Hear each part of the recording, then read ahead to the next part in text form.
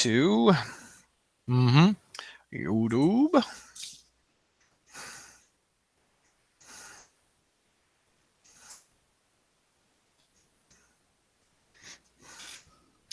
There we are. We're up on the YouTubes right now. Okay.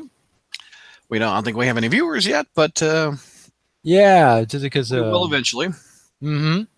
So what's going on, Mike? What's new with you, man? Oh, well, not too much. Was kind of having a little bit of personal issues initially, but it's kind of better now. So that's good. Yeah. Hello, 4 viewers. Hey. Hey there. Well, we're podcast therapy. We're making you have a better Friday. All right. Oh yeah. No, I mean it's better now. I mean it's like I'm I was initially without going too much into it, I was initially kind of upset, but I'm a little bit more at ease now. So that's good. That's good. Yeah. It's like Hornacek in the house on the YouTube chat. What's going on, sir? We've got 3 reviewers. Don't forget me. I can do a book. Okay. We've got 9 viewers now. I sound like the count. We're I wanted to hit the YouTube live right at 9 o'clock. The others aren't here yet. Mm-hmm. They are fashionably late. Us three have a clock. Yeah. Which I should not talk because I have been late before. So yeah. Well, maybe everyone else, especially the Texas folks, are still on. Yeah, not on daylight savings time or something. There you go. We got Mike that says, "Oh baby." Hello, Mike. Yeah. We got Archilo Corpse. Hello. That's a mouthful. Archilo Core. Corpse. Hello, all. That's what he said. Core. And we got Matt. Bird, probably not the director. And what did Matt Bird direct? He directed The Incredibles. So that was Brad Bird. That was Brad Bird. Oh, that was Brad Bird. Okay, what am I? My brother from a different bird. Yeah, exactly. Never mind. I have no idea what I'm talking about, as usual. Josh, you're the 10th viewer. Very good. Mm-hmm. Up to 12 viewers. Look at you all plowing. Yep. All right, let me. I will share. There comes George, Texas George. In the house. Hey, say hello to the 12 viewers, George. Hello, 12 viewers. Hey, your voice is low, sir. I'm sorry. Is this better? Oh yeah, you were like Johnny Cash in it for a second there. Hello, hello. I'm George Berman. Oh, here comes Ashley. Oh, I thought Ashley was going to. Well, her little square's up. Look at it. Hornacek says 12 angry men and a woman. Hello, Ashley. What's up? Hello. Did I really just hear y'all mess up Brad Bird's name? Yeah, that was me. What happened? What happened? We got a guy in the room by the name of Matt Bird, and Mike goes, "Oh, the Pixar director," and JR goes, "No, that would be Brad Bird." Yeah. Brad Bird, whose Iron Giant appeared in Ready Player One, which was I saw your Facebook. You liked the movie, huh? Yeah, had a lot of fun. It wasn't a game-changing film or anything. No, it's one of those movies that is it's just big goofy fun. I mean, it was raining my childhood throughout the entire. Oh, I know, dude. I know. But did my prompt of "Hey, Smokey and the Bandits Trans Am's in there" maybe get you a little going? I didn't see it. I was looking for it. Are you kidding me? Well, here's the thing. I mean, like there's so much going on. If you see that movie one time, you didn't see like 75% of what was in there. Yeah. Well, and I'm only going to see it one time at the movie theater, and then I'll watch it again on Netflix one day where I can pause it and say, "Oh, hey, look at all these things." Yeah. I did notice there were Disney, or there were. I did notice there were DC heroes and no Marvel heroes. I wonder why that is. So basically, this was Easter Egg the movie, is what you were saying? Yeah, and I wondered because I was like, dude, I didn't see anything Disney related. I thought maybe I saw Epcot Center at one point in the film. Yeah, and then I went home and I actually I hit the interwebs to do my own investigating and found out that Disney gave Spielberg the right to to have some Star Wars stuff in, or they said sure, use some Star Wars stuff, and so Spielberg's like, yeah, if you look hard enough, you can find like an R2D2 and an X-wing in there somewhere, and I'm like, well, dog, I'm only seeing it one time. Well, because I mean, they know they have to put all the Warner Brothers stuff in there because it was made by Warner Brothers. Hence why you can still put things like the Iron Giant and probably the DeLorean from Back to the Future or something in there because it's some Spielberg thing. Yeah, I tried to look for like a picture of it online. It's not there, but it was at the scene at the big race with King Kong, and the Bandit Trans Am just crashes a little bit, and I think one of the main characters gets out of the Trans Am, but well, I enjoyed it. Ashley, I thought about you when I saw Tracer pop I heard up. there were a lot of Overwatch references in it. I only saw Tracer a couple of times. That was, as far as I know, that's the only I think Overwatch is like one of like the main hubs inside Oasis. Mm-hmm. Yeah. So apparently in the 2040s, people are still playing Overwatch. So that's a good thing. I'll be long dead, but Ashley, I want you to keep the torch going. But no, I mean it was a good. It was good. I haven't had a chance yet to see Ready Player One because I was the nerd who was watching Pacific Rim 2 instead. Well, just real quick, because Ashley had said she may have been late because she was hungry and not being fed. Ashley, it's not too late for you to not marry Jack. Hey, no, he offered to bring home dinner, and then I didn't realize that would be at 9:45. What is he bringing home? He brought home Burger King. He promised Chipotle, but showed up with Burger King. Wow! So, again, it's not too late. Chipotle to Burger King. I just need y'all's support during this difficult time. For not completely binding yet. We can walk it all back. That's funny. I don't know. We have put down the down payment for the venue, so you're getting married somehow. No, I don't want Jack to see this later and be like, George, I'll get you. So I was only we all like Jack here at the Crawlspace. Couple things. George, is there a light that you can turn on? You look a little darker than usual. Yeah, that's as bright as it's gonna get in here. Sorry. Okay. All right. Yeah. And Ashley, can you tilt your camera down a little bit? And Mike, you too. If you don't mind. This is the perfectionist in me.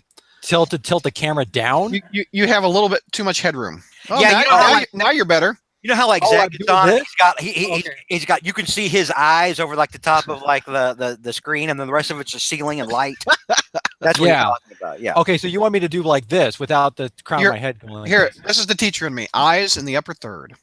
Eyes in the upper third. And, so like this. So where talk space here. So where or here so if where, you're looking this way. So where I am right now. You can actually learn the same lesson from How to Draw the Marvel Way. I have that on DVD. So you're saying I should actually talk like go in this position? If you want, you head on's fine because your camera is dead on you. Oh yeah. Well, I figured that was kind of like because I mean, if you look at it, George and I are. Yeah, you're at an angle thing. Yeah. Well, my camera's not dead center; it's off to the right. Did Zach just decide to take the night off and he wasn't going to come? Okay. I don't know. Here, let me pull up the rundown. Here, I'll text him. All right. I just wanted to start the show. I didn't want anybody waiting in the YouTubes for I know Zach just messaged something on the Facebook. No. Oh, he did. Okay, let's see. JR, did you go see Ready Player One? Are you familiar with this? Oh, I'm familiar with the movie, but I have no interest in it. You should take Spencer. I think you would have a good time. Even you, of all people. It's not going to melt your stone cold heart, but I think you'll enjoy it. I don't. I just, you know what? To me, it's like a celebration of gamer culture, and It's not just JR. It's not just gamer like culture. It's a bad thing. It's number one, you say like it's a bad thing. How dare you? Number two, it is full of like pop culture references, movie references. A big chunk of the I've heard it has been movie. Gundam. Yeah, it does. Gundam. It does. Ashley on the YouTube chat, 07 Trot says Burger King was legit back in my college days. Double cheeseburgers for $1. Yeah, the Burger King over down the street from us is not legit. Their French fries are chewy. No, not crispy at all. Huh? Okay. No. Josh Nelson, actually, we're most of the gang's all here. We got one more. Yeah. Oh, Zach is coming. Okay. Chi-Town Spidey in the house, live at C2E2. What's going on, Peter? He got a picture with the editor-in-chief today. Mm-hmm. So he's gonna go. Oh yeah. He's gonna go live on the Crawlspace Facebook page Awesome. with some coverage coming up. And he printed off some Crawlspace love pictures. So he's gonna go up to cosplayers and get some pictures with them. And if you haven't seen or read the Spider-Man cosplay articles, those are a lot of fun. Mhm. And the people that he's interviewed have been really nice and really generous with their time. So, and Chi-Town Spidey says, "I will live it up. I will be living it up." There you go. So that's kind of fun. Be careful that you don't get sick out there, Shaitan, because at conventions, it's like being in kindergarten. There's so much bacteria. Con funk is real. Yeah, that you can get from people. So George, have you been to a convention and you're standing next to your fellow man and you're thumbing through the long boxes and then you get a whiff of just BO? Yeah. Just BO, like this dude's been reading comics for 2 weeks and taking a shower. In the immortal words of Michael Bailey, the great Michael Bailey, who himself is a veteran of like 10,000 cons, right? 10,000 cuts. But in his immortal words, hey, if you're going to the convention, don't be that guy. Just take a bath and maybe use some deodorant. Yes. Deodorant is your friend, and it's pretty cheap. You know, just drop what, Ashley? And easy to pack. Yeah. Put it in your pocket. It makes me wonder how conventions would have been like in the 30s and 40s when everybody put on a goddamn suit to go buy a stick of gum at the gas station. I can only imagine what San Diego would have been like. People would have died. You know, I've never owned a comic shop, never sold comics at a con, but I would, with every comic purchase, if you need it, there would be free deodorant. And brush your teeth. Ooh, brush your teeth. Yes. Yeah. Even if it's only like 3 times a week, if you just want to fold it in. At least brush. Yeah, at least brush and maybe drop a few breath mints on the day of the con as a just in case, just as a courtesy to everyone else around you. Don't stink and don't have bad breath. Basically, just common sense going out in public kind of stuff. Right, but I for a lot of people that's troublesome. Mm-hmm. You know, and you don't want to. We're on this topic. You don't. I have to also say too. Oh, go ahead, George. No, I'm just saying you don't want to judge their lifestyle choices. Go ahead, Ashley. If you see someone sitting down and trying to eat food, don't take a picture of them, even if they're in costume. They're on break. Oh, yeah. Oh, Zach just asked for the link. I gave it to him in the Gmail chat. Maybe I sent it to the wrong Zach Joyner. He's got so many clones. Dude, it's Zach. So many clones. It's Zach. So many accounts. Here, I just sent too much. Did we already put it up on the on Facebook? Yes, sir. And I put it on the front page. Wow. Look at that. I like bam, bam. I'm up. I'm not used to you being so responsible and proactive. This is new for me. You got to give me a minute.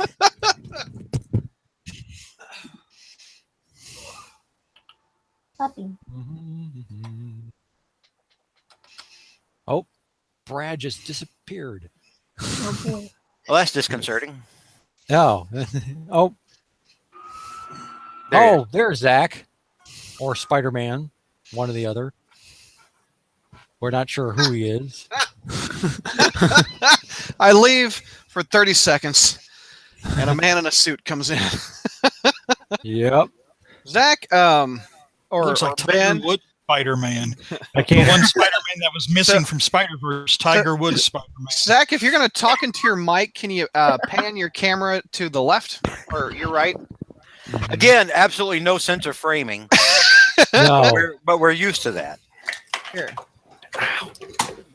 What? Is your pants on fire? What happened? He's trying to get his headset on. Again. Again, it's Zach. A pants fire is not out of the question. Neil is like, hey, Zach. I can hear you now. Okay, can you pan your camera to your right? At least out of one earphone, because one of the earphones is like pointed in yay direction. A little bit more. Give you a little talk. Oh, good grief! What is that? There you go. Whoa, what was that? Oh, I think his headset was too close to his mic. Oh my! It's always a series of unfortunate events. Anytime, and Zach, if you could tilt your camera down just a little bit. There you go. Do I have to come up a little bit, Brad? No, let me look at you. You look fine. You look fine. Yeah. This is stuff we didn't have to do before we were on camera. I know. I know. True story. Zach, are Well, you? Is because I know you're doing all your how to frame the cast here and everything with your Yes, knowledge. so this is framing. So, our cast. okay. So here's the reason I'm wearing the TaylorMade hat. Today is the second round of the Masters. Mm-hmm. Yep. This is a golf hat. Mm-hmm. The running gag of me wearing a various hat with a Spider-Man mask. Oh, yeah, I'm out of hats. If we do anything else. So I thought I'd honor the Oh, mask. Neil says, "Love your nose hole, Zach." you might need to.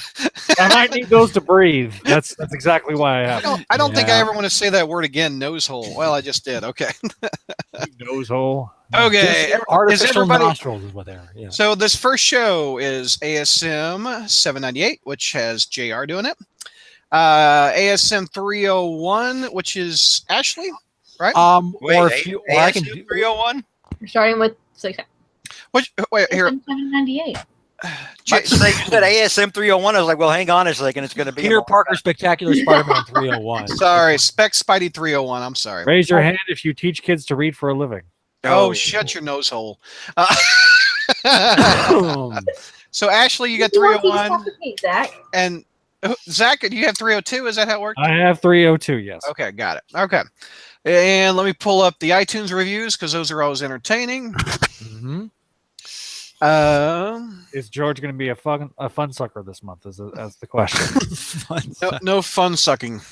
Did we read the February 20th one? I'm not sure if we did. Was that 797? You mean? Of No, on iTunes. I think we did. When did we record the last podcast? I think we did. I think we've only had one new one. Yeah. Well, I've got one from March 17th, and I've got one from March. Okay, the March 17th one I don't think we read. Yeah, I think we did the February 20th. Yeah, because we recorded the first weekend of March. Yeah, we recorded kind of early. So I got 2. Mhm. Okay, good. All right. And is everybody ready? Yep. Okay. No, wait. No, not yet. Hang on. You're such an ass. Okay, I'm good now. All right, good. All right. Enigma 2K99, George Behrman, sup, Bear? Oh, hello. Okay, coming down 3, 2. Hey, Crawlspacers, welcome to our April edition. April Fools is long gone, but we still are celebrating with our panel here and myself. So let's screw that. That's a horrible intro. Horrible intro. I can do better than that. I want to see Brad celebrating with himself. I don't. I really don't want to see that. That's a horrible intro, Douglas. All right. Coming down 3, 2. Hey, Crawlspacers, welcome to our April show. Let's introduce the panel. We've got George. What's going on, sir? Hey, everyone. You saw Ready Player One today, right? You loved it. I did see Ready. This has been a good week for me. Nice. Well, I mean, not in the sense of life's going great, but just in the sense of like seeing things that don't suck. Yeah. Season 2, Ashley and I both watched season 2 of a series of unfortunate events on the Netflix. Beautiful. Nice. Wonderful. Saw Ready Player One today. Just loved it. Had a big old fun time. Mhm. And now you're celebrating with your podcast, And friends. I had a big salad, so I may have to get up at some point, like halfway through tonight. Okay, following that is Zach. What's going on, Zach? Okay, first of all, that's entirely too much information about your salad, and you're having to get up. And What kind of dressing do you like on your salad, Zach? I'm a ranch guy myself. George, your salad dressing? I can eat just about anything. My palate prefers a Catalina, or sometimes called French, or a vinaigrette, nice vinaigrette, or blue cheese. I like the blue cheese. Ooh, not me. No, I can't do that. And All right. for those that can't see me right now, I'm wearing a hat in honor of the Masters, signed by a PGA professional. What does it say on your hat for the audio listeners? It's a tailor-made hat. It was signed by a PGA pro out of the great city of Amarillo, Texas. Are you sure it doesn't say dunce on it? No. Man, 3 minutes in, we're already hitting each other hard. Also, welcome to our YouTubers that are watching us live here. We've got 24 people at the moment. Looking at Zach dressed in a Spider-Man mask, wearing a Masters hat. And we have Mike. What's going on, Mike? Well, I've been I'm improving. And also, as terms as far as salad dressing goes, I make my own. You make it. I make it with olive oil, some balsamic vinaigrette, throw in a little bit of garlic, maybe some brown sugar, probably a little bit of lemon juice. Throw it on. Aren't you just special? Aren't I? I am. How do we celebrate the next 500 episodes with salad dressing at reference? Salad dressing. Episode 501, where the Crawlspace explores salad.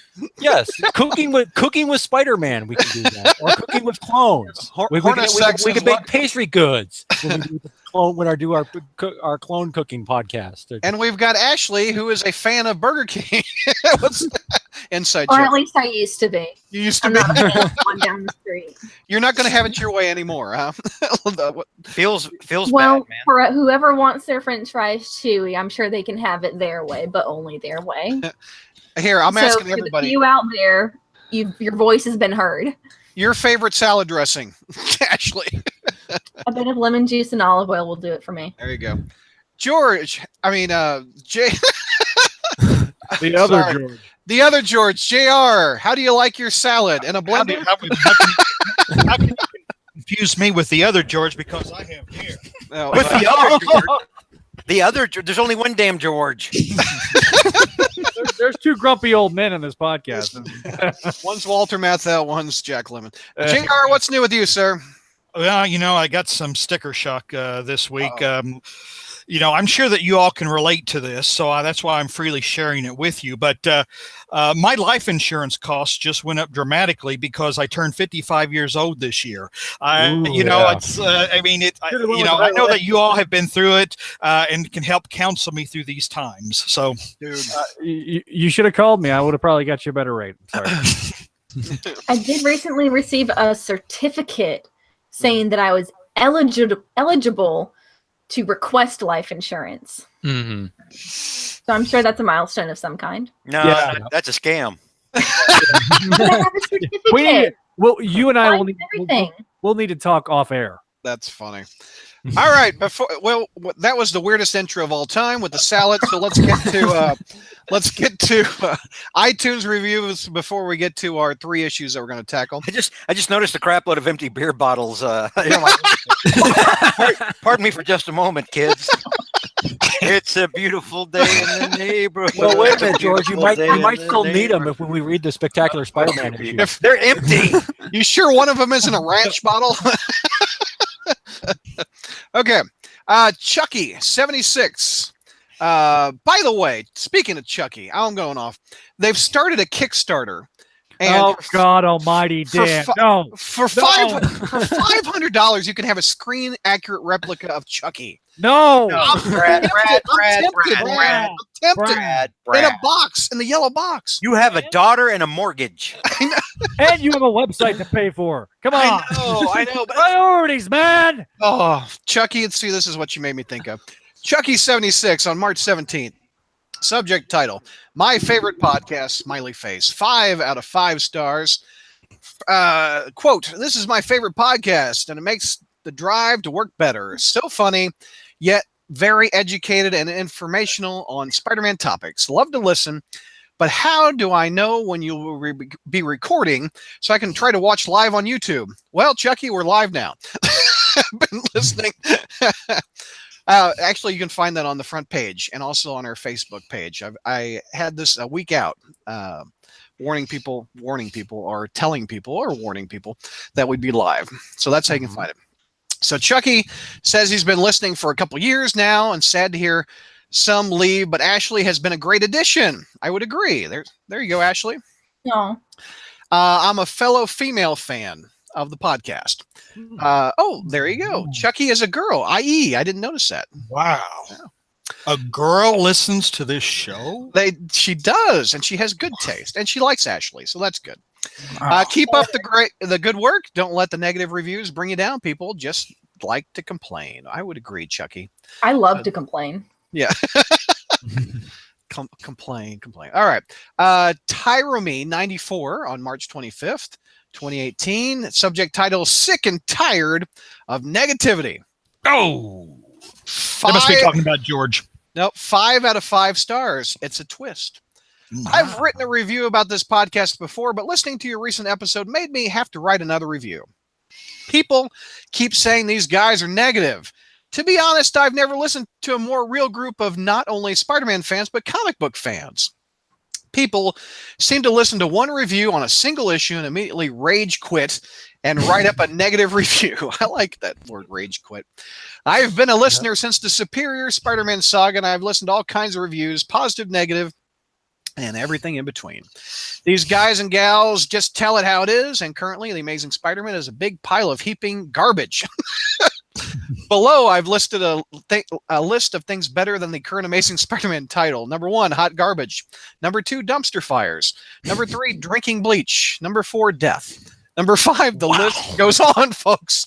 But I've been here all day. Anyway, I'm just sick and tired of this crew putting out quality content and everybody complaining that y'all are negative. Don't stop. Keep doing what you're doing, and I will continue to listen to every single episode. Cheers, guys. Tyler from St. Louis, Missouri. Tyler, my Missouri brother. Now, JR, bite your tongue. My Missouri brother. Thank you for that, Tyler. I appreciate it. He forgot marriage is one of the things worse than Amazing Spider-Man. I have one point of I contention. can attest to that. Wow. If you're dead, that's an escape.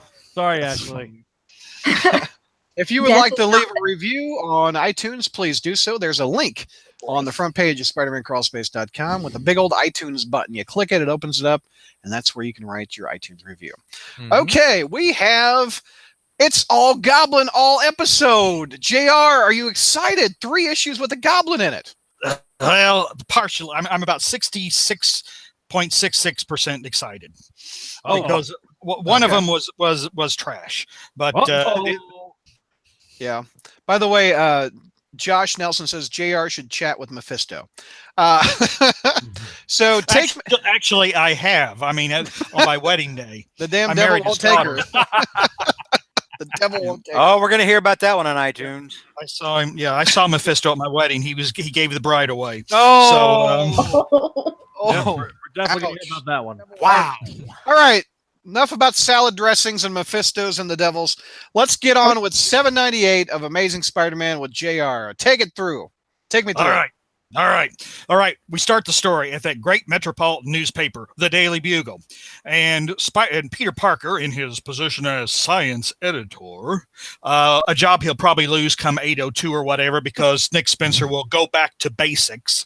And, Peter will probably be using a Kodak to take pictures. But anyway, so he's jury-rigged the Bugle's Doppler radar to detect the precious tritium. Real quick, when did newspapers get Doppler radar? Well, yeah, they're a news organization. They kind of have them, I guess. I don't know one newspaper that has a Doppler radar. Hey, whoa, hang on now. Here in the Dallas-Fort Worth Metroplex, I follow when I do check in for weather. I follow WFAA Channel 8. It's the ABC affiliate here. Mm-hmm. Yep. And they're owned by the Belo Corporation, which also owns, I believe they still own the Dallas Morning News. So it would make sense if I was to read the Dallas Morning News, which I don't because it's garbage. But if I was to pick it up and it mentioned something on Doppler radar, I'd be like, I've only seen them. Well, anyway, this is a very minor nitpick, mainly because usually newspapers team up with television stations and say Doppler radar provided by this television station. But go ahead, JR. I'm sorry. Yeah. Look forward to Brad derailing your review several more times, JR.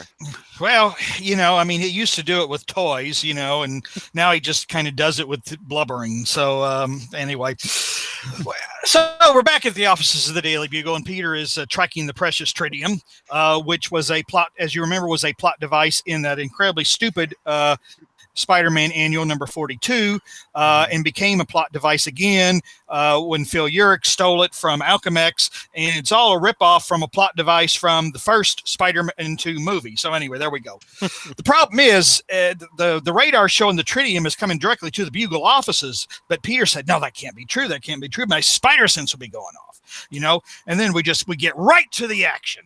And, the Green Goblin busts in, and says, boo! And so, he goes and he says, I want Spider-Man! And he tells, he says, Peter, you're friends with him. Go get him. Wink, wink, wink. So, of course, Peter runs. Yeah, I'll go get Spider-Man. Nobody noticed that when I leave, that Spider-Man will mysteriously show up. Okay? So anyway, pay attention. So anyway, but then we go back to Norman's old hideout where J. Jonah Jameson is still tied up and he's trying to get loose. And he's really feeling guilty because he thinks he gave away Peter's secret identity in the previous issue. And I guess maybe he did, but I mean, come on. Norman should have figured it out anyway, by God. Anyway. Real quick, Noah P. says I live for JR's comic readings. Oh, look at your fans. Whenever you think about, I feel like I should, when you talk about my readings, I feel like I should have like a crystal ball or whatever. I see the Green Goblin. Are you going to start talking like Miss Cleo and start charge $9.99 a minute? Yeah. We will never get through this review. But anyway, so Jonah's feeling guilty and his own version of the floating heads of guilt show up. He says, I don't want Peter to lose everybody because Norman will kill him. I don't want him to lose everybody because I've lost everybody. Lost my dad, lost Maddie Franklin, who's really only in the titles for a few years and was a John Byrne creation. I don't know why I miss her so much, but anyway. And then Marla Madison. But conspicuously missing from the floating heads of guilt is my first wife and the mother of my son, who, I guess since she didn't appear alive during the Spider-Man timeline, I guess she don't count. So screw her. Anyway, so back to the Bugle offices. And, the Goblin is saying, I'm getting impatient waiting, and Joe Robertson says, well, he'll be here soon. And, the Goblin says, oh, yeah, how do you know, Joe? But anyway, so... So then, Ben Urich decides to confront Norman, say something, to Norman, and Norman says, oh, by the way, I saw your nephew. He lost his head. Here it is. Anyway, so he throws the JR, don't forget the Betty Brant thing with the bridge. The bridge. I'm trying to move through this quickly. I mean, That's could do a great everything. scene. That's a great scene. Okay. All right. So Betty Brant. Okay, Betty Brant's a terrible person, but we know. Okay. So anyway, so Betty Brant says, Goblin, why don't you just let me put out a news blast that says, hey, the Green Goblin is here, And the Goblin says, do you think I'm stupid or something? Just because I couldn't figure out that Peter Parker was Spider-Man when everything that I talked about last issue actually led to Peter Parker and I couldn't figure it out until Jonah said something? Do you really think I'm that stupid? If you think I'm that stupid, I have a bridge to sell you. Get it? A bridge. Enigma wants to know if you've ever done that voice with a mask on. Yes, on Halloween. Actually, yes, I have. My daughter commented on it when I had a Facebook page one time and mentioned that when I was wearing the face mask and I did the Goblin voice and I made a little boy cry. So. And then Zach actually chimed in and says, I've heard JR's Goblin voice, so I can attest to its horribleness. But so anyway, so there's the bridge. Neil says, Godspeed, Spencer. Actually, that wasn't Spencer. It was a little boy coming up trick or treating or whatever. Oh, so God. it was, it was just a little boy just got random little boy. Happy Halloween. I'm the Green Goblin. That little boy has 10 years of therapy to wanted the candy. Kind of just let's like never trick or treat at Fettinger's house. I was about to say there's a video of Donald Trump appearing in a classroom. Oh, I've seen this. Yeah, and the little black kids start screaming. So that's about kind of what it was like with me showing up with my Green Goblin mask. Anyway, so okay, Phil Urich's head's a bag. Okay, no, well, he tries to give the impression it is, but Ben says, nah, this is too light. This ain't a real human head. And besides, if Phil's head was in here, blood would be dripping out of the bag. So, anyway, he opens it up, and oh my God, it's a tritium bomb. And it's going to blow up and it's going to kill everybody. But aha, Spider-Man comes to save the day, and they get in a big fight. And well, then now, just I like how it's about floats in between like Norman narrating it and JR narrating it. Mm-hmm. Did y'all notice that? Almost Just like Yeah. he's Well, got a That's split because, face. that's because both of them are crazed psychopaths. But I got done burn stealing the latest issue of Batman White Knight, and Jack Napier and the Joker keep going back and forth. So that's what that is, But anyway, so now since we just got interesting, now we're going to go some boring scene with Flash Thompson as Anti-Venom. And so he's been tracing tritium too, and he traces it to Norman's old hideout. He finds that Jonah's tied up. He rescues Jonah. Then we go to the Osborn house, or Liz Allen's apartment, I guess, where Harry maybe is still just a visitor, and he's not getting any booty calls. But so anyway, Harry's there with the two boys and the Molten Man and the evil nanny, who they don't know is evil, but we know is evil. Never trust a Marvel nanny. Never. And look, it's Allison Monogran again. And Yeah. and Liz gets a call from Flash, and as I have to give Dark Mark credit, yes, he did state that this is probably what's in Spencer's future. Because Liz Allen says, Harry, your dad's in town, and then and I have to agree, the best line of the comic is little Normie going, all right, Pop's back in town. I think that was a Sinatra song back in the 60s. Pop, Pop's in town. And Harry goes, we should call the police. And so I'm thinking, probably in about 10 or 15 years when Spencer's married or what, Spencer, your dad's in town. Should we call the police? So yes, I got to give you Dark Mark. I got to give you props for that one. So, but anyway, then evil nanny says, well, it's time for me to take the kids. And so she gets out a tranquilizer gun, pop, pop, pop, and she shoots everybody with tranquilizer darts, and she takes the kids. Okay, back to the Daily Bugle office, and the tritium bomb is ticking down, tick, tick, tick, tick, tick, tick, tick, tick. And Spider-Man says, oh man, this is going to blow up. It's going to kill everybody. So I'll flip some webbing and I'll cover it up, and then I'll make myself a big ass cocoon and hide myself in it. Okay. And then boom, it blows up, takes out the whole top of the Bugle. And then Spider-Man gets out of his web cocoon, and he says, oh my God, there's Norman laying there impaled. I mean, even though back in issue number 122, I saw him take a speeding glider right through the heart, and he still wasn't dead. But I'm going to pretend that he's really dead now, or he's dying now for dramatic effect, even though this is a far less serious wound. So anyway, so a piece of steel right through his spinal cord is probably pretty serious. Yeah. No, he took a goblin glider through the heart, and he's still not dead. I mean, Spider-Man should have gone and said, he's impaled. I've seen this before. Hey, anybody got a knife? I'm going to cut this guy's head off. Thanks, Kevin. They don't know he's dead. I hope your window's not open because the neighbors are calling the police. Yeah. Committing a felony won't get you your life insurance. I mean, I've seen some YouTube videos where people are gaming and they just raid the house. And I mean, JR, Yep. if you keep yelling that stuff, man, you're out in trouble. Well, I don't know. Since I haven't been reported yet for packing a machete when my daughter's boyfriends used to show up to the house. I think. What's funny? Since this review started, we've gained more viewers with JR going back crazy. Everybody wants to see the old man having a seizure on the. I need to text Spencer to tell him to come down and be ready to do CPR. Oh, wait. Neil Bogan, right? He just gave me a line. First, we'll attack his heart. There we go. So anyway, It's a sharp, ladies and gentlemen. You better take a shot. Ashley, are you okay? That snort was so hard, Ashley made whiplash. Man, Stop on that one.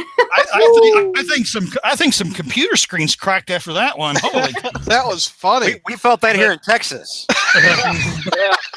Kind of like the cold front moving in today. Oh my gosh. but anyway, so Norman's laying there impaled, and he's going, Peter, come closer. I got something to say to you. So, I'm dying. I see a bright light, and I see Jesus. Funny thing is, He's not saying I see Jesus. I don't think What the hell is wrong with you? I don't think he's right. I think he's I going wish south. that had been the dialogue instead. this Jesus looks European like all those paintings in movies. You know, I thought if I really saw Jesus, I'd see somebody who looked like a first century Palestinian dude. Huh. Well, whatever, you know. So I'm dying. I'm the rock of ages. Anyway, Peter, I just want to say you've been a good arch enemy.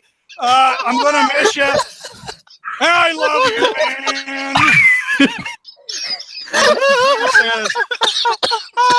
And oh, Norman, I wish I could have saved you. And then Norman goes, "Fine, I'm not dead," you know, and he turns into the Red Goblin. The reason that I can't go into the comic book store and buy off the rack anymore because all those goddamn speculators are picking it up when the comic store is open. So anyway. So Matthew Strange says Slot has finally cracked JR. It took 100 issues, but we took 100, took 10 years, but JR's finally lost it. So anyway, Spider-Man looks at Norman as the Carnage symbiote, and he says the only thing appropriate in this situation, F me. Which, any of us. I'm with you, Mike. I'm with you, Mike. I'm with you. We got the tissues coming out. So, I surrender. Anyway, so Spider-Man says, I am in deep crap. I don't have a prayer. I got to go. I got to regroup, and I got to come up with a plan. Anyway, so he starts swinging away, and Norman says, I've upgraded I've upgraded my tech. I've got flying, talking carnage bombs now. Yeah. And he throws a flying, talking carnage bomb at Spider-Man, and it bites Spider-Man's leg. And he says, Spider-Man goes, oh no, it's going to blow my leg off just as it did in that alternative universe, in the Spider-Girl universe. It ends my career. Oh. Anyway, so boom, it blows up. Finally. And then Peter lays low. Norman says, yeah, you know what? I can't kill you right now because we ain't to issue 800 yet. So I'm going to make you a deal. Yeah. That's so true. That's so true. I'm going to make you a deal. All right. I want you to act like a little pussy. Tuck your tail in between your legs. Oh, JR. Spider-Man. Wow. JR. Kids. What kids? Kids. No. Wait a minute. Okay. Folks, okay. How old are you guys here? Put your ages down. No. All right? Oh no. No. Go. Just watch the language. Go. What do you mean watch the language? We've done worse. the Anyway. Douglas filter is on right now. Yeah. Okay, go ahead. All right. We're not getting... Norman says, Don't kill... Peter, Peter, I'm going to make you a deal. I want you. Boy, that doesn't sound very dramatic. Oh, Lord, they're listing Here their... come the ages. I don't think Brad was saying kill the voice so much as, hey, maybe do the voice without Lenny Bruce. I think maybe that's what Brad was going for. Lenny Bruce, George Carlin, Sam Kinison. They're the classics. But anyway, and they're all dead. So anyway, Norman says, all right, okay, I won't tell you to be a little, you know what, okay, because Brad won't like it when I say that.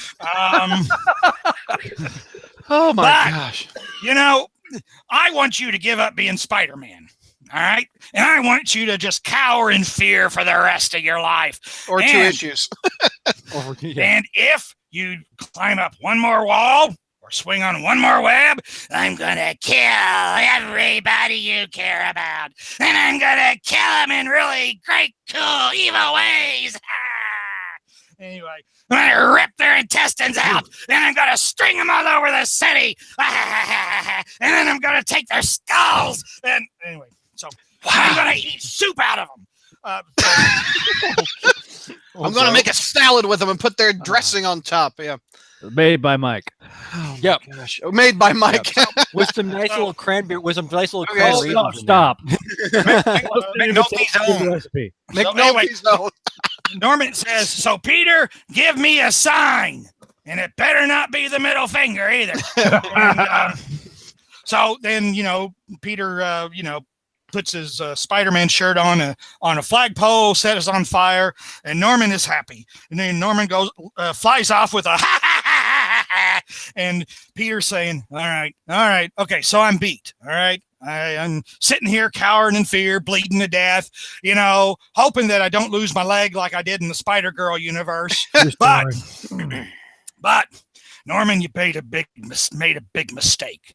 Because it doesn't take a costume to make a hero.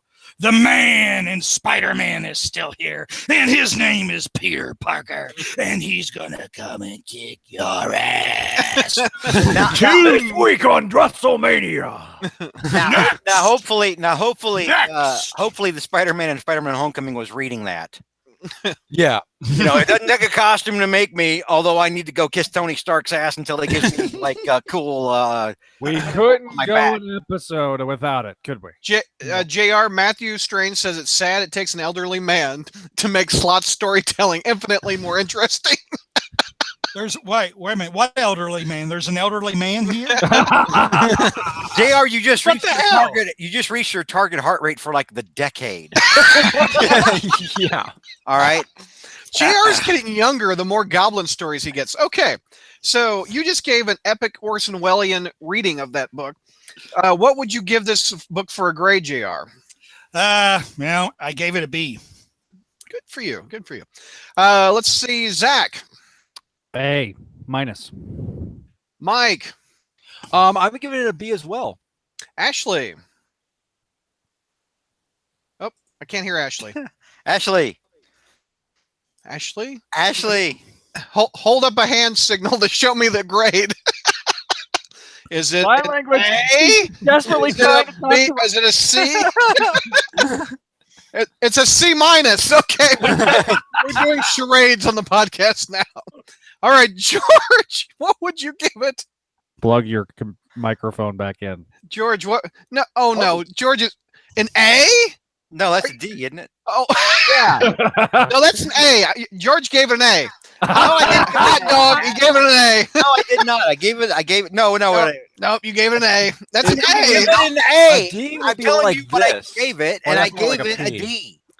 Yeah. I know what Yeah. grade I gave it. Damn it! It's more like that. Yeah. Okay. Anyone? Oh, there you are. Yeah, we can hear you now. You're back. Okay. All right, Hornacek, props for referring to Howard Beale. Actually, what was your grade again? C minus. Okay. George gave it an A. You arrogant ass! D minus, right? I gave it a D. Oh, okay. God Almighty! can't even A D. There's another snort, folks. Take a shot. I give Three. it an A minus. Hmm. Okay. JR, what is your biggest pros out of the issue? What do you like?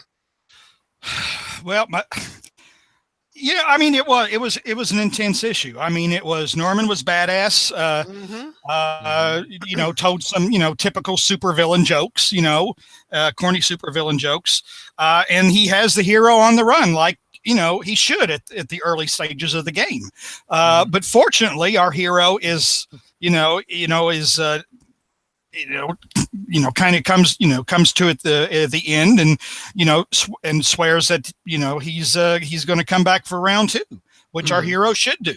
Yep. So it in a way it was just a great superhero tale. I like the hints that Joe Robertson knows that Peter is Spider-Man, and that Norman has pretty well figured that out as well. So it was pretty solid issue. Surprising for Slot, to be honest. What's some other pros to the panel? What did you like? You know what? This goes back to something a friend of mine said about this too, if I can paraphrase it. This is what happens when Slot finally gets off Twitter. And actually because Market difference. yeah, there is, because this feels like the most kind of like, in terms of this issue, I mean, it's probably the most concise and kind of very streamlined issue that one of the issues that he's actually written. I mean, the plot is pretty well constructed. it doesn't go off into all these little wild tangents. Yep. The various subplot that we do, the little two scenes we do have with the Liz out with the Harry and Liz and also with Flash Thompson, It felt that actually classic. ties into the whole story rather than just going off and to try to promote something else. So the characterization, I mean, in terms of my thinking, it actually felt like this was Norman Osborn and Peter Parker and everything, so it kind of matches up that classic relationship. Yeah. So for about at least 3/4 of this thing, I was like, hey, this is actually pretty good. So yeah.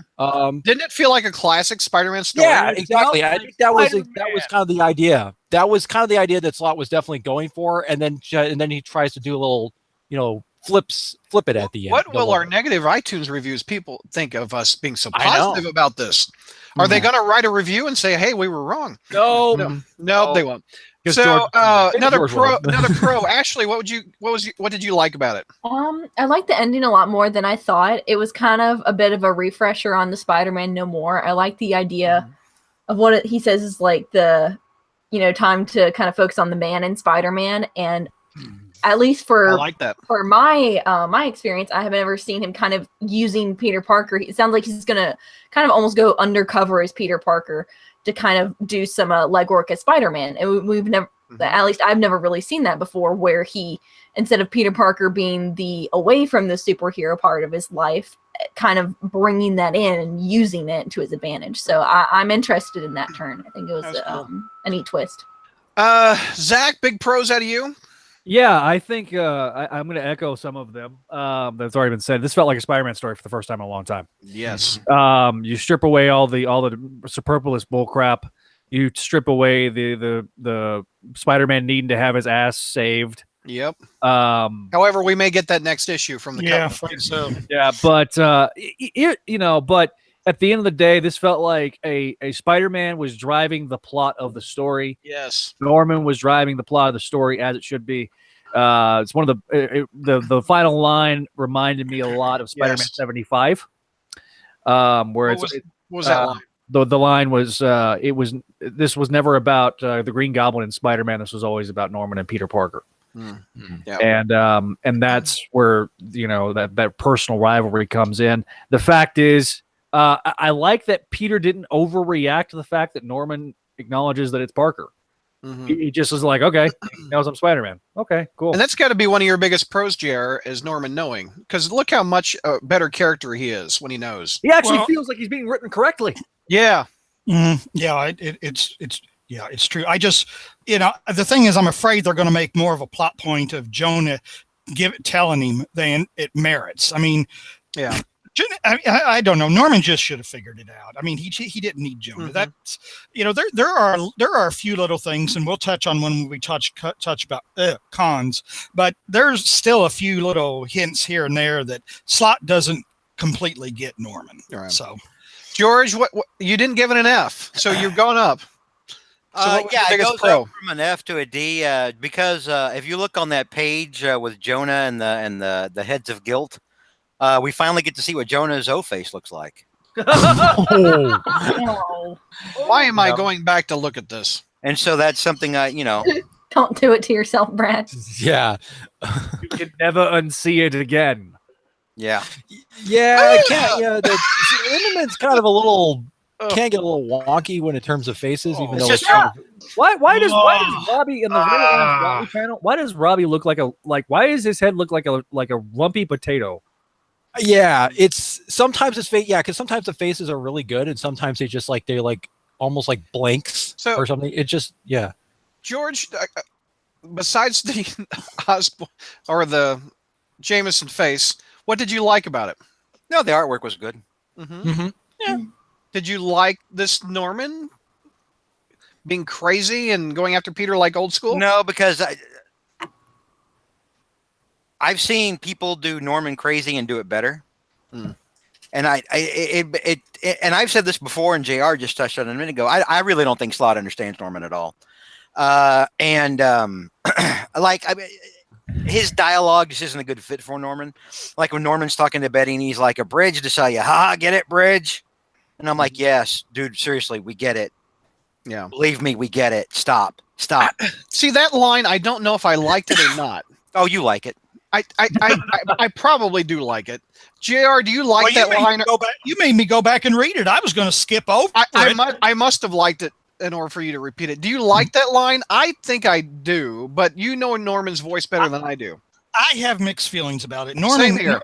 Norman's, I mean, he's a supervillain, and he likes being a supervillain. I mean, that's one. I don't want to get off on a tangent or whatever, but Norman likes being the bad guy. He really does. He likes dressing up in the costume. So I can see him enjoying saying corny supervillain things, but I don't know that he would have said it to Betty. I mean, so I have mixed feelings about it.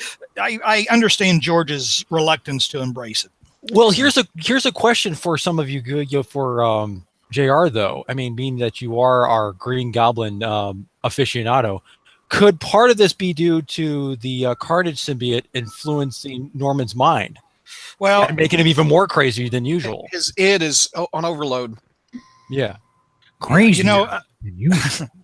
Yeah, it could be, because there's a plot point that I was Noah has brought it up twice, and it's like, okay, Noah will get to it, where that could be the excuse that the Carnage symbiote is influencing, but to be honest, I think it's just Slott not totally getting Norman Osborn.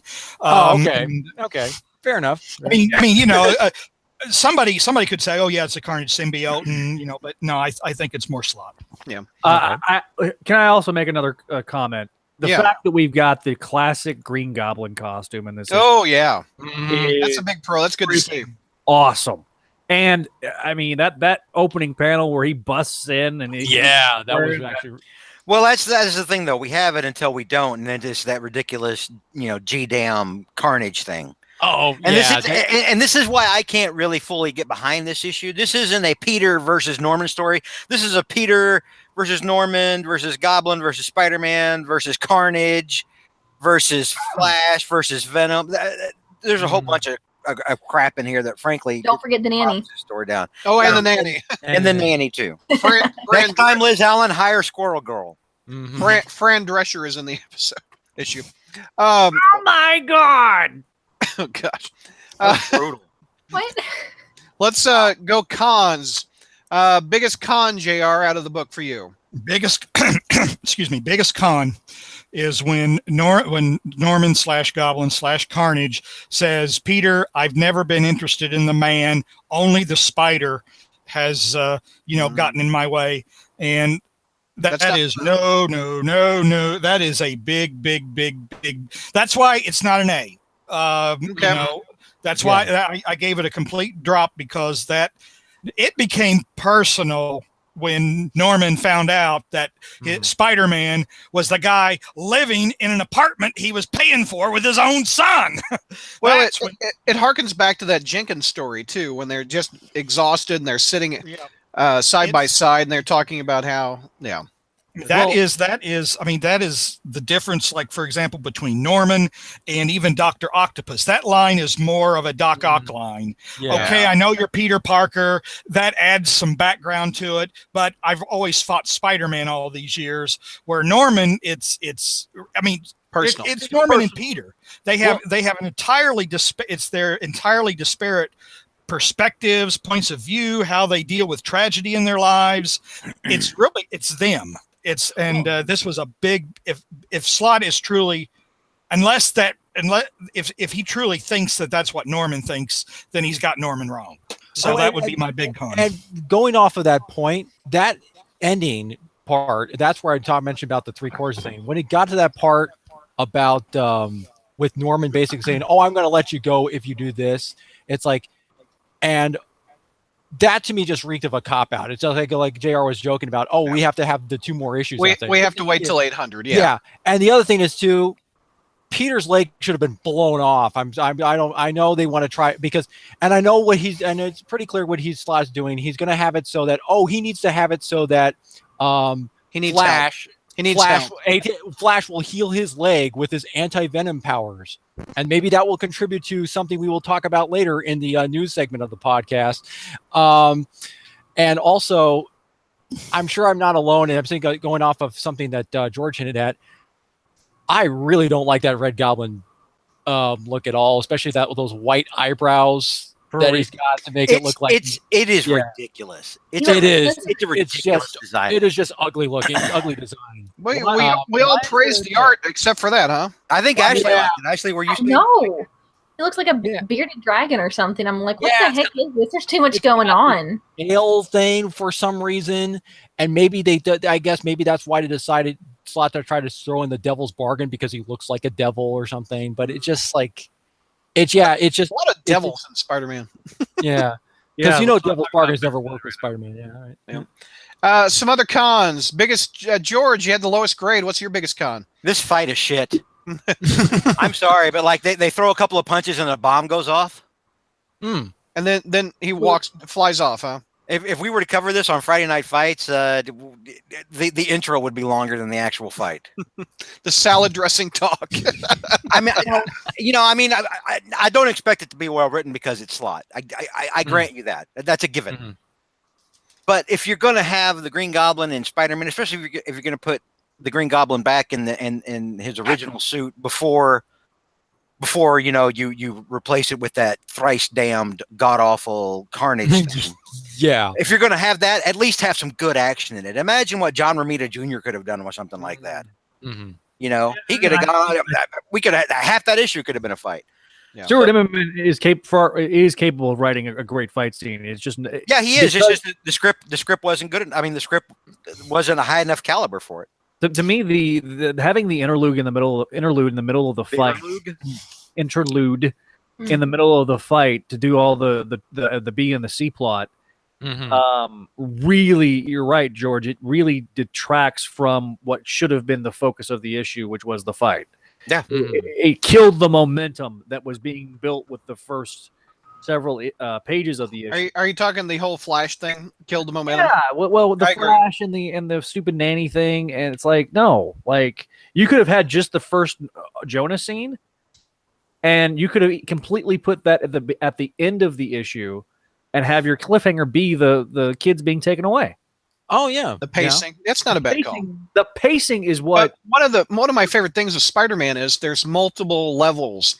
His personal life is going on as his superhero life is going on. I like that, but I agree with your pacing. You could have put it. Pacing's been a problem with Slot from day one, and we've mentioned it several times on there. I've pointed out several times that his pacing feels like it's like he doesn't realize he's writing comics and he thinks that he's writing like anime or manga.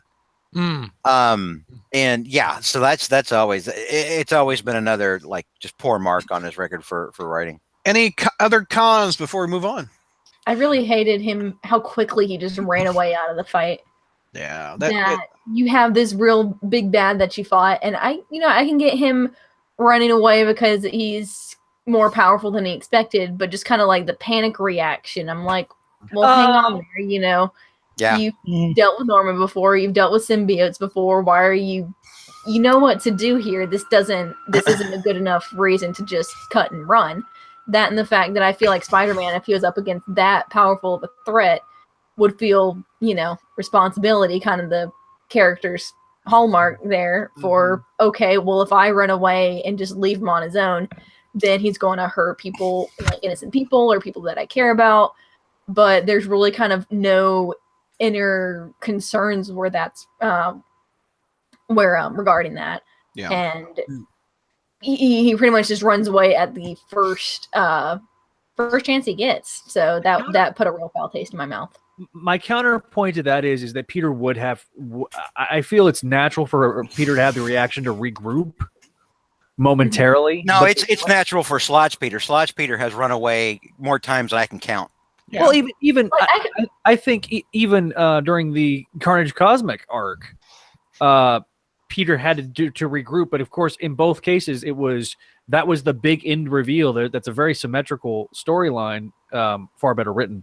I'll add. I forgot about that Carnage getting on the Silver Surfer. Yeah, the Silver Surfer. This is not the first time we've seen this type of mashup in Amazing Spider-Man. Yeah. And so even then there was a little bit of a regrouping, but it was happening between issues, not actually necessarily on the page. Go ahead, Mike. Here's one thing. I mean, that is just more like kind of an annoyance. When the issue opens, I think there's a lot too much kind of like obvious kind of exposition stuff, like where he's talking about how what's the actual dialogue thing? Where he says, well, the highly explosive metal that their nephew Phil stole, and blah blah blah blah, and then it goes into the whole thing like, the section we configured the Doppler radar system, and then Ben goes, that we use for the weather report, and Peter goes, that's the one. Like these guys, I mean, these guys technically, you guys should already know. They should already know this information, but it's just telling the audience this in case they skip the last issue. It's kind of thing. It's not natural talk. No, I mean, it's thoughts dialogue has always been kind of that kind of dialogue has always been kind of talk. Yes, and I'm surprised somebody hasn't brought up Peter's reaction to seeing the Red Goblin when he says, he cusses. When he says blank me, yeah, because I know that's been kind of a bugaboo. I think that was George Berryman's reaction when that happened. George, Spider-Man cussed in comics. Yeah, I mean, I read that and figured you would like it. What was it you were going to say, Ashley? Ashley, we cut you off. Oh, that I don't have a problem with him running away, but it felt like it was just way too soon and after not nearly enough pressure. Mm-hmm. So, well, here's I guess what my 2 cents on that. The biggest problem I worry about is that once again, Slott will drop the ball and not give us a satisfactory ending, because what should happen theoretically is that Norman should beat Peter in round 1, and that makes Peter determined to come back better than ever, and build up to us really wanting to see Peter kick Norman's ass. And then even the whole thing with the symbiote, the final scene should be Peter Parker, not Spider-Man, standing over Norman Osborn and saying, "You even had that Carnage symbiote, and I still kicked your ass, Norman." That kind of thing. You did this and you couldn't beat me. You did that and you couldn't beat me. You'll never beat me. But that's not how it's going to end. I don't see that Peter coming out of Slott's. No, and that's the problem. I mean, that's why, I can see Peter just saying, "Oh crap, I need to regroup," but I don't think that it's going to satisfactory. I think Dark Mark and some of the others have alluded to it. We're going to see all these other people come in and Flash, and it's like and they're going to take away from the central conflict. Can you imagine if the To Stop the Juggernaut was written today? You couldn't write it today.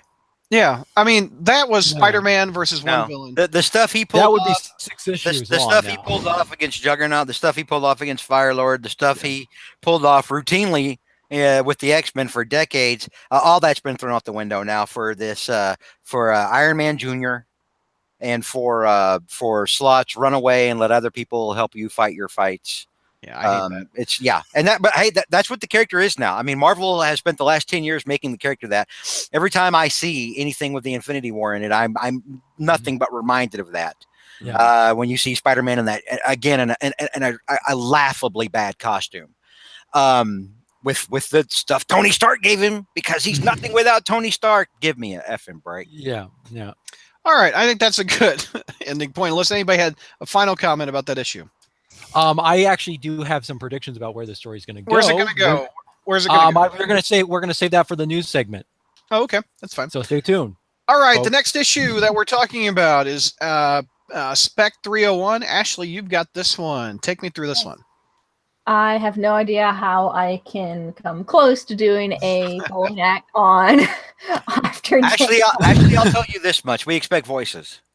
I'll leave it at that. And sign language at some point, like the. I'm just gonna unplug my mic again. There you go.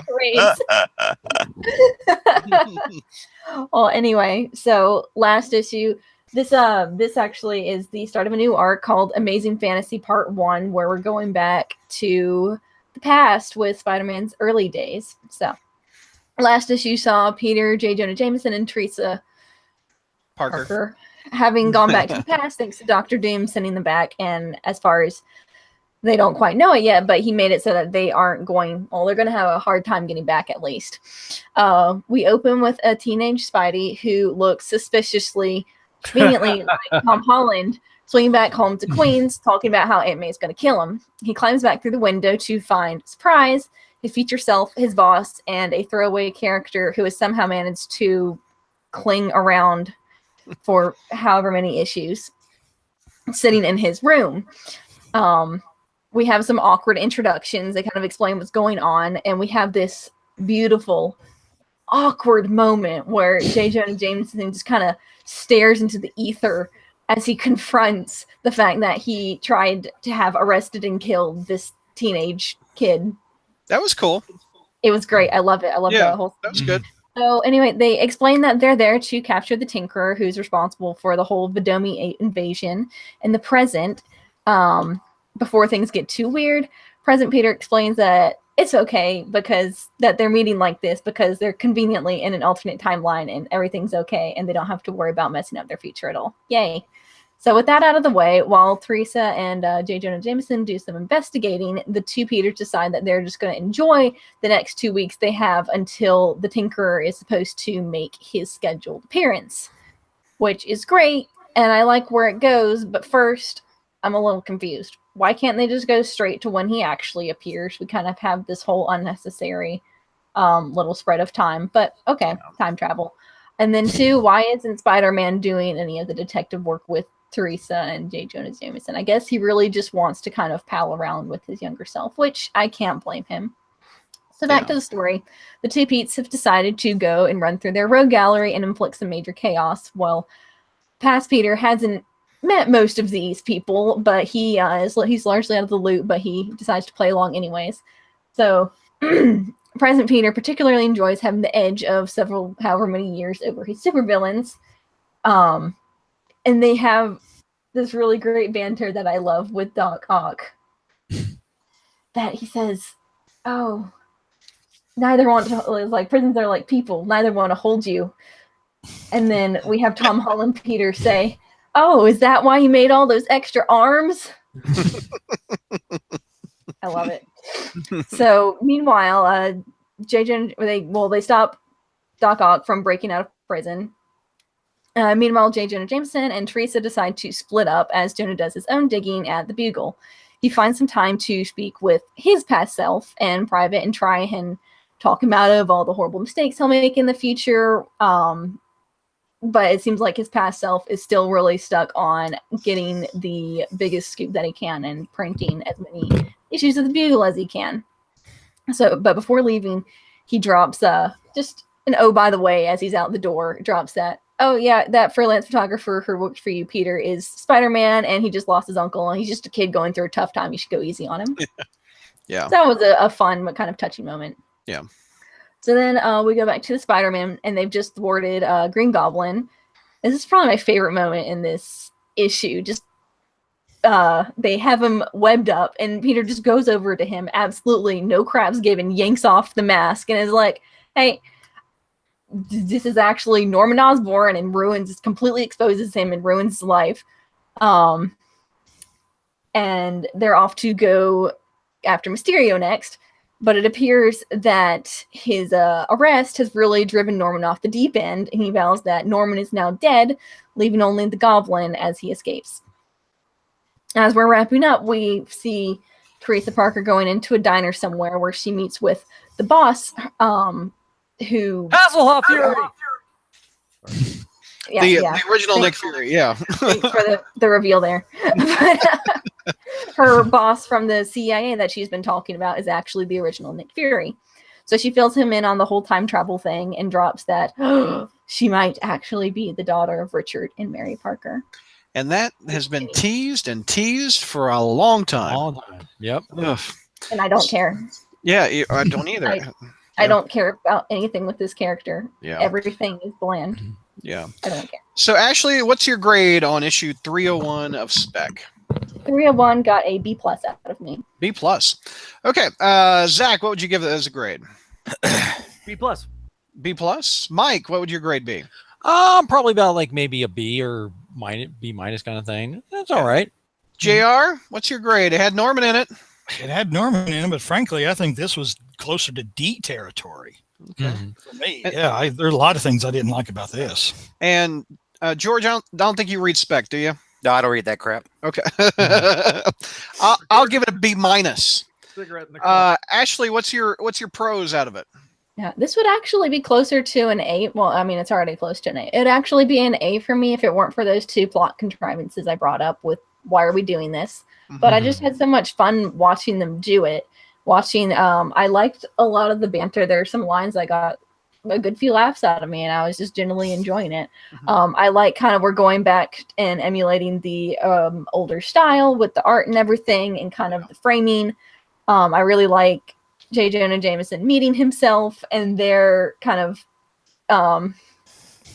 playing off one another and realizing, you know, having fun, like being the exact same person. Boy, Zdarsky for me is just hot and cold. He's hot. Yeah, and like, I was really 300 was just unreadable almost, I thought. Exactly. I was so uninvested, like for the every issue leading up to this. I'm just like, I'm so done with Therese Parker. But I really had fun with this. I'm really liking this arc. It just unfortunately has Teresa Parker at the crux of it. So if you're enjoying it now, stick around. Yeah. That's what I get from most of these reviews. Was there ever a time you liked Teresa Parker, Ashley? I mean, or is there a part where have I she been just... given a reason to like her? Yeah, that's true. That's true. They can't even give her an interesting character design. Yeah. Like, you just have this new character who looks like you just picked her up off the sidewalk. No. I don't even like just enjoy looking at her. There's nothing going on there. Give her like a piercing or something, just or like one of those weird, like give her one of those dyed streaks of hair to make her special. No, she should have those goofy ass earrings, you know, that are like they're hollow in the center and they take out like the whole damn ear. Maybe something. Gauged ears. She's very vanilla, very forgettable. Vanilla's better than her. Oh, Like an ice cube. she's like an ice cube. That's Yeah. cold, literally. God almighty. So, pros, rest out of the group. I think the art was good. I think the art is better than Kubert. The art. Well, the art. I mean, I was kind of like. I mean, I think sometimes the art kind of maybe looked a little bit It was hit and miss. plain, but at the same time, I kind of liked how. I mean, especially in the beginning, where it played up a more kind of the Ditko, the Stanley Ditko era, where it basically was, when older Peter goes, man, I was angry all the time, where he just basically you know, all this other stuff, and I did like kind of some of the subtle. I mean, although kind of the difference, the age differences between, like, I think Ashley got it right with where the younger Spidey looks a little bit, definitely tries to be Tom Holland. I did like the subtlety in the art where the younger Jonah has more color in his hair than the older Jonah. I thought that was kind of a nice little touch, you know, a little put in there. And also that kind of that whole scene where they're essentially trying to, you know, where the older guy is trying to talk to the younger Jonah and everything, just saying like, you know, and then trying to essentially kind of set him straight and everything else. And he says, you know, like that. Yeah. One thing I didn't care for, and it was never mentioned in the book, the older Spider-Man symbol is upside down. His spider symbol is upside down, which is very strange. And That was an artistic choice by the artist, though. I guess. Right. Because they wanted to definitely try to differentiate the costumes to try to make it more Ditko-esque, because the younger one's got the web wings. He's got the web wings. He's got a weirder spider symbol. And he's got the weirder back symbol, and it's shorter. I mean, reversing the spider symbol. It's another nitpick thing. Yeah, again, that's all straight out of Ditko's. Oh yeah, I definitely see the Ditko design. On the modern Spidey having the upside down hanging spider, that's how a spider normally hangs. So that's kind of I don't dislike it. It's something that's different and unique to this artist. I don't like it, but any other? You don't like change, Douglas. You don't like change. No, I like cash. Okay. Anybody else? Pros. We'll move on to the cons if we don't. I liked how two Spideys are better than one, and they just completely beat ass this issue. Yeah. Used to it only took one Spidey to beat ass. I know. Well, Zach likes clones. He likes multiple Spidey. There's no accounting for taste, dude. There you go. Okay, cons. JR. Let's hit Ashley up for her cons first. It's her review. Go ahead, Ashley. Well, Teresa Parker mainly. Yeah. Yeah, it's Teresa Parker. Any other cons on the book? I think. No, I was asking Ashley. Oh, Ashley. Okay, sorry. I did think this did end up feeling a little silly all of a sudden, and while I like it, I feel like it'd be better suited to like an annual where they're kind of just skipping around through his past like this. It does kind of come. I do like we kind of see the foreshadowing of some darker consequences, especially with Norman kind of going off the deep end. Yes. So it kind of mellows out some of that the comedic nature of it. But other than that, yeah, it felt a little offbeat for a lot of the issue because it was really, it took a different turn from where it had been in the previous issues. Mike, what were you going to say? I was going to say that, yeah, the whole thing, I mean, Ashley, you did bring up a good point about the fact that suddenly there's like, because the idea when you've read 300, or if you could get through that, was the whole idea that we had to go back in time immediately to try to get the Tinker things. But then they're back 2 weeks earlier. So it's like all of a sudden the urgency is kind of now been kind of dissipated.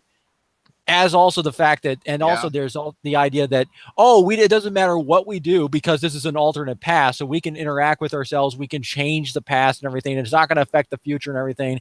And again, that kind of the danger and the risk that you involved in something that you kind of seem to kind of going to go away. With time travel stories, they usually worry about altering the future. Right. This one, they're like, I don't care. It's out the window. Yeah, or it's always like some kind of thing like, let's say that we can't change that, there's no way we can change the past, but if we do try to change it, something bad could happen or something. It's like an allegory for current Marvel. We don't care. Yeah, right. Mhm. Yeah. I mean, as amusing as it is to see these various, as it's very amusing to see the older and younger versions of these characters interact, it's like you still gotta have to have some, suspense and tension in there. Yeah. I mean, I do like that it is kind of it feels like with time travel stories, you are really stuck with those two scenarios. Mm-hmm. So it's nice to kind of see something like see a different take. Like, well, what if we just threw those out and kind of just had fun with it instead? It is fun to see that. And I understand it can be limiting it's kind of just become cliche at this point. You go into a time travel story expecting one or the other. So it is refreshing to just kind of have that thrown out the window. That being said, I think it's just a better setup for like an annual or a one-time thing and not a continuation of a story. JR, you had the lowest grade on this one. What was your biggest con out of it, sir? Oh, I mean, just this whole series has been, I mean, have we even, it's like, what was our original problem? Was our original problem the stuff she had in her bloodstream? And I mean, it's like, and then we, I don't know that was ever resolved. And then we had the new girlfriend for Spider-Man. And then we had the Tinker, the Tinker's brother. And then we had the Tinker communicating with aliens. And now we're going back in this time travel thing. And I mean, it's just like, the story is what is the story? I mean, I don't know. Yeah, this is so like very inconsistent. It's very inconsistent. Brad, Brad brought up being hot and cold, but you're right, JR. It's like a schizophrenic is writing this. Yeah.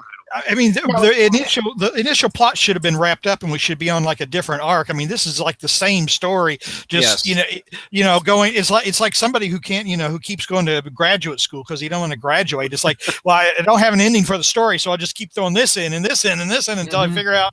And here's another thing too. I mean, I don't have a problem with a silly comic book story because, I mean, come on, it's a comic book. If we can't kick back and have fun and not worry about taking everything so literally, but to do something silly like this on the end of something that was fairly serious, completely throws off everything. And then even if it's an alternative future, I'm sorry, I apologize. An alternative past, the idea that, well, we can do whatever we want here and it won't screw our lives up. I mean, come on. I mean, anybody who's a superhero knows about the time travel and the law of unintended consequences. I mean, it's like when Peter stood at the threshold in issue 500 thinking, well, I mean, I could stop the spider from biting me or not. But, the thing is, if I do that, then what else will change? I mean, will the future really be better? And they're just acting without. And I guess the story now in the second part is kind of getting to that. Okay, you thought you guys were being fun. You thought you guys were being clever. Now you're paying for it. But again, that's making the story schizophrenic again. I mean, it was silly. Now we're going to be serious again. So it's just it made me wonder. And I'll ask the historians, JR and everybody else, Has this story ever happened before? Has he gone back to visit his teenage years? Yes. When? When did this happen? There was actually not very long ago. There was actually a digital comic featuring Spider-Man and Silk where they go and they go back in time before Uncle Ben was killed, and I think before Peter and Cindy got their spider powers. Yeah. Drawn by Tom Grummett and Todd Knock. The one that comes back to my mind is that Deadpool Joe Kelly issue from the 90s where Deadpool went back to Spider-Man, which was 60s. really good. But it was a really fun issue. But I haven't. I thought we might have seen this somewhere, but maybe it wasn't mainstream enough because the digital comic. I mean. Yeah, I mean, I certainly didn't read that digital comic. I mean, I know that in the Spider-Girl universe, she went back in time, or got thrown back in time, and to around this era. But I don't recall Peter meeting his younger self, in the current continuity. Yeah, I mean, he did in Ultimate, or not? He didn't in Ultimate. He went to the Ultimate Universe when he was dead. So. Any other cons before we move on? Okay. Issue 302 of Spec with the nice looking goblin cover and upside down Spider-Man symbol on the main Spidey. Zach, you've got this one.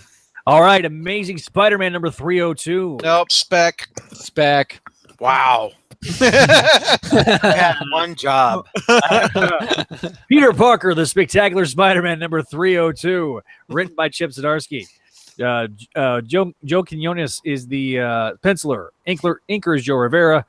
And we open with Peter, with the Spectacular Spider-Man dressed Peter Parker in high school, talking to maybe Jessica Jones, some goth chick. Yeah, it's Jessica Jones. So I think it's supposed to be Jessica Jones. Yeah. Who is then confronted by Flash. Flash is being an overall jerk when suddenly the 1990s Spider-Man the Animated Series Peter Parker shows up.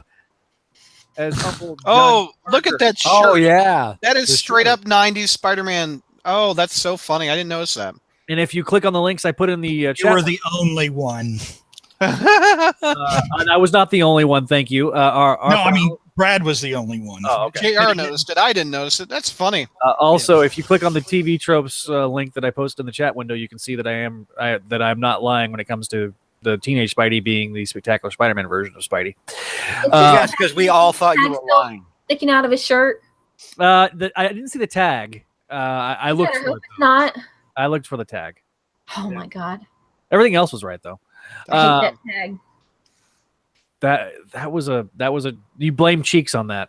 Action Gamer in the chat. The 90s Spider-Man we're talking about is from the 90s animated series. Yes. Yeah. He's wearing the character model from the 90s animated. The exact same shirt that he was in almost all those episodes. Yeah. Yes. I'll be. Good catch. So then we have Norman seeing the Daily Bugle and being driven mad when suddenly we get a flashback to Spider-Man 1 with the explosion in the Daily Bugle, and he's talking about lies, slander. I'm evolving. I'm better, and lesser men like you need tear down their betters. So then, of course, he sees the mock-up that it's Peter Parker being revealed unmasked as Spider-Man. And he's like, spare the rod, spoil the child. So long, Jameson. Ha, ha, ha, ha. Let me turn down my volume. No, he's doing fine. Go ahead, Zach. Meanwhile, we got Jigsaw Jonah Jameson from the 90s show. Doing his best investigative sleuthing when all of a sudden the breaking news that J. Jonah Jameson's dead. We then interlude to Hasselhoff Fury using his one good eye to scan his way into the CIA safe house, where we see the files from Mary Parker being pregnant. Yeah, that's a trip. Yep. Okay, Again. go ahead. Yeah. We then cut to the Spectacular Spider duo fighting the Green Goblin when everything just vanished. And then suddenly the Sandman and Vulture, they're the worst. But then all of a sudden, it's Mysterio. Well, once they quickly dispatch Mysterio, modern day Spidey gets a cell phone call because apparently cell phones worked back in the 60s. And they're headed the way, and all of a sudden, Spectacular Spidey shows up and notices that Aunt May is missing. Then we get the classic Lee Ditko half man, half Spider-Man mask, and we again get Norman Osborn leaping towards him, saying, "Peter Parker, a name like a nursery rhyme. I like that. A child, an orphan. I should be furious that a boy ruined my life, but I can't be mad, because all's well that ends well." There you go. Next issue. Aunt May tied up on the couch. Just like Oh no, no, John no. James Never mind. No, no. Okay. What would your grade be on this issue, sir? I'm giving it a B plus. It was an entertaining issue. Norman is just bonkers. Yeah. Absolutely bonkers. I love the little artistic touches in the issue, from the use of the character model of Spectacular Spider-Man and 90s show Spidey to Yeah, I'm with you. I'm digging the art too. to the panel where he breaks into Jonah's office, and it's literally straight up out of that scene in Spider-Man 1. Norman's at his crazy batshit best in How this. how about when he's just hanging in the doorway with the two pinpricks? Oh, I know. Yeah, I love that. That looked very scary. I mean, Norman is menacing in this issue because 0 Fs are given. Yeah. Let's go around the horn. So what was your grade again? B plus. JR, I want to hear your grade. I gave it a B plus. Mike. I give this about a B. Yeah. Ashley. I gave this one an A. There you go. I'm going to give it an A minus. All right. Pros. Zach, what's the biggest pro for you? I like how, there was a bit of a fun aspect to last issue, and the consequences are being felt in this issue. The biggest waste of space was the interlude with Hasselhoff Fury, and well, it reveals he's got a sister. Yeah. Yeah, It maybe. confirms it. Yeah. But here's the thing: they're hedging their bets so much because it's a pregnancy cover. It's also an alternate universe, by the way. Right. Yeah. So that could be your workaround if you really wanted it. Yeah, it's just not. Yeah, Tornasek, typical negative Crawlspace podcast. Right. I think that again, JR mentioned the bad news about this title is that it's inconsistent. The good news is there is issues when they're Spider-Man centric focus. I know. It's like you strip away all the miscellaneous BS team up stuff. The Tinkerer and the team up, the two bad tees. The two bad tees. You take the two bad tees away, it actually is a fun little jaunt. And that's what this is. This is just a jaunt in the past. And I'm kind of digging it. Yeah, I kind of am too. Teenager gets beaten up in front of his aunt while she's typing. Yeah. Yeah. That's a fun little Well, I didn't say That's a typical Friday night for a teenager. it escalated quickly. Little Okay, family. it escalated quickly. there. That's funny. What's a pro out of you, Ashley? What did you like about this one?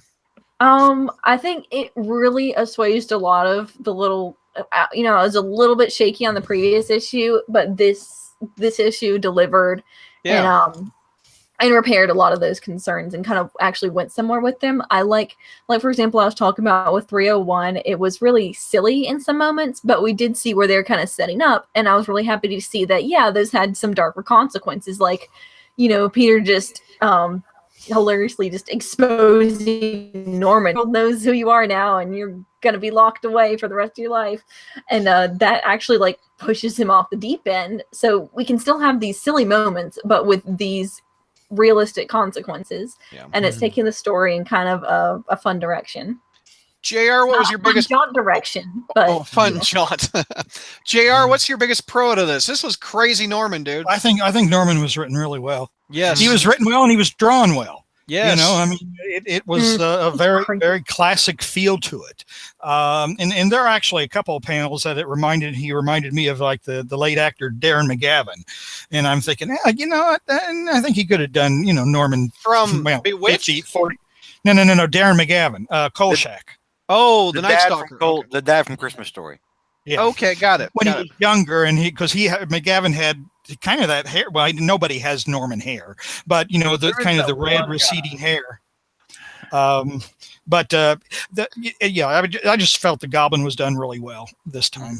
I mean, and really the story, even though the stories, I guess I've been willing to forgive the schizophrenia this one issue. I guess I'm just afraid of what next issue is going to be now. That's the problem we've got on Amazing. We're dreading the next issue, which is I know the opposite of what we used to do, which was look forward to them. Mm-hmm.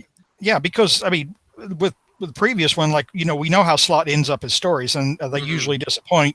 And here, like I said, like we've been saying, Zdarsky is just all over the map. Oh yeah, I mean, this whole story has been all over the map. Yeah. So there's no telling what we're going to get. Mike, Yeah. what's your pro, sir? I think again, I did like the way Norman was portrayed here, and I think what was kind of interesting.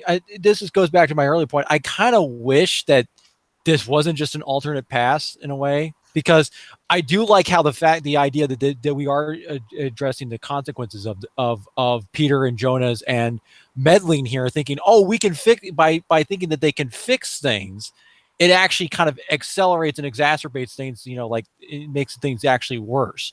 And it kind of like almost suddenly it just comes like this, almost like it almost like you think to yourself, oh, this would have what this would have happened if Norman did find out Peter Parker was Spider-Man much earlier in his career and everything like this. And I do like the idea that this is that playing up that angle a little bit more, like this is, and yeah, just it's just kind of like this idea that you are getting now a sense of menace and tension and everything, even though it's still alternate past versions of the characters and everything. I do, but I think this was kind of a nice improvement over, Let's hit up cons. What's some cons? Zach, what's a big con out of you?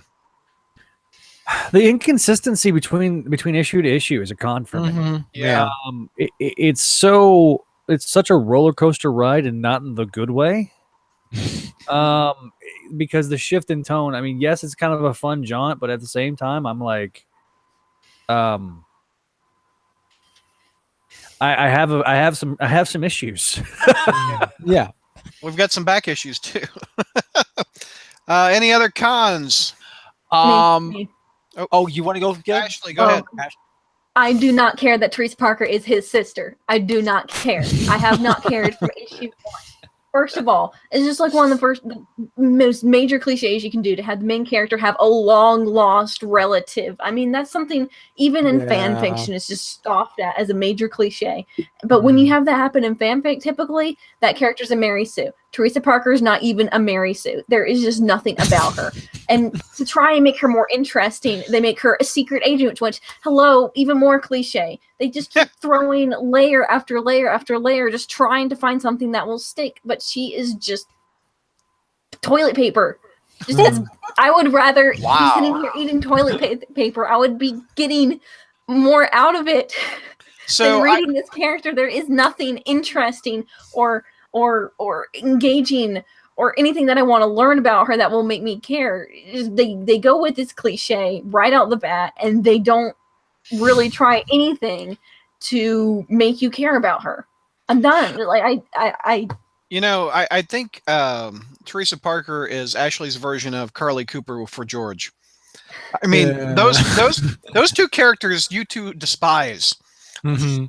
I can't even say I despise her. There's nothing there. Let me play, if I may, play a devil's advocate here for just a brief moment. Teresa Parker / Durant thing, since she's a Mark Waid creation because she first appeared in that graphic novel thing, and so you kind of like, I would say, all the if you want to direct your ire towards somebody, you can direct it towards him. And besides, but everything else you Ashley just said is absolutely right. Because technically the reveal that she is Peter Parker's long lost sister, didn't we already, if anyone read the original graphic novel, you kind of already got that. So this idea that we're going to bring it up again, it's like, It should have a more impactful reveal than it did. And all of us Spider fans, well, I'm not speaking for all, but at least on this panel, I think we're like, It was like a it'll wet be popcorn fart. That's exactly what it was. It was a wet popcorn fart. Okay. See, even that, just saying that sounds more interesting. Yeah. Gross. I've never even heard that term. Yuck. You're welcome, Douglas. You're welcome. No, I didn't say thank you. Whoa. There's another. Take another shot there, folks. Here, take it. Everybody, take a shot. There was a start. That. Keep up. Okay. Whoa. And there's another one. Okay. The thing with the, Go ahead. the thing with the sister, I mean, I agree with Ashley in many ways. I don't so much object to the long lost sister thing because it is a soap opera trope, and Spider-Man has long been a soap opera. But the thing is, either she is or she isn't, and it should have been decided like in the first 6 issues. That should have been a driving arc by itself, and then definitively answered. None of this. I mean, this reminds me of remember Robot Parents? Were they real or were they not? You know, this is what that kind of reminds me of, because it's like, because they started that without knowing whether they were real or not, and kept going back and forth. This should have been resolved. It's no longer come on, it's more interesting than what she's got in her bloodstream. It's more interesting than it's more interesting than the Tinker chumming with aliens. Her genetic code is more interesting than her bloodstream. So we don't even see if Peter actually cares about her being That's true. We don't have much of a reaction from Peter, do we? Where we are in the story, I don't think you're really sure or not. So why should we care? True. Why doesn't Teresa Parker just take a DNA test? Because that would solve everything. We need the Maury Povich of the Marvel Universe. You are the brother. You are the sibling of Peter Parker. It's funny because Peter did that. He even, and I won't describe it again, how he got Gwen's DNA. Stabbing her in the chest. To test to make sure whether or not the twins were actually hers. But he could have said, okay, Teresa, let's solve it. And he could have done it himself. He could have done it himself and it'd been over with. Here's my thing about that whole thing, JR. Wouldn't stabbing it in the ground contaminate the DNA sample? I don't even want to go there. All right. I think we're good on this issue. Neither does Brad. Let's before we wrap it up, we'll go to the YouTube and see if they have any comments before we wrap this up. Any thoughts on the last 3 issues that you would like me to read? Brad, if you click on the link that I posted in the chat window, and I tried posting it in the YouTube page and I couldn't do it. But there's a guy that actually has Norman Osborn's hair. He was. We've done this on a story before. I remember. Yeah. He's a congressman. Yeah, there he is. Yep. Looks just like. I've seen him. Okay, I didn't know if you remembered that or not. Josh Nelson asks, "What does it feel like to review good comics on a podcast?" This is the most improved grades we've had in a long time. It's not. It's nice to have passion. It's nice to actually give a shit. Excuse my friend, Brad, but it really is nice. It's nice to talk about things we like. We don't want to talk about things we hate. Do you hear JR doing that voice when a book he hates? No. It was a great feeling when I got to the end of 302 and I'm like, what? It's over? And then I had to reflect on that feeling for a moment that I'm like, I actually wanted there to be more. Exactly. 302 made you want to read 303. I agree. First time in a long time, yes. Yeah. And here's the thing. I actually would like to see this artist stay on Spider-Man or Spectacular, because honestly, with Kubert not being, Kubert cannot carry a schedule. He just can't. And this guy, it feels like, can actually do it. George is about to pass out. Yeah. The chat is wondering if George is okay. George, you all right, man? I need some coffee. Zach's review took the fight out of me. I'm gonna need coffee before we start the next reviews. Language. Okay. You're a jerk. So brothers. All right. That is a wrap on this episode. YouTubers watching us live. We will be back in 10 minutes. Watch our YouTube channel. You'll get a notification when we're live again. We'll share it on the front page and also on our social media. Everybody, we're going to be what, Zach? Subscribe to the channel. You get the Please, we're close to 500 subscribers. We're I on the think. drive to 500 subscribers. 500 subscribers. We were like 100 earlier this year, so we have really racked them up. You're going to send us like another link through the Google thing, right? Yes, I will send you the link through Facebook Messenger or Google Messenger. So okay. All right, everybody, we'll be back in 10. Okay. All right. See you, bye. folks.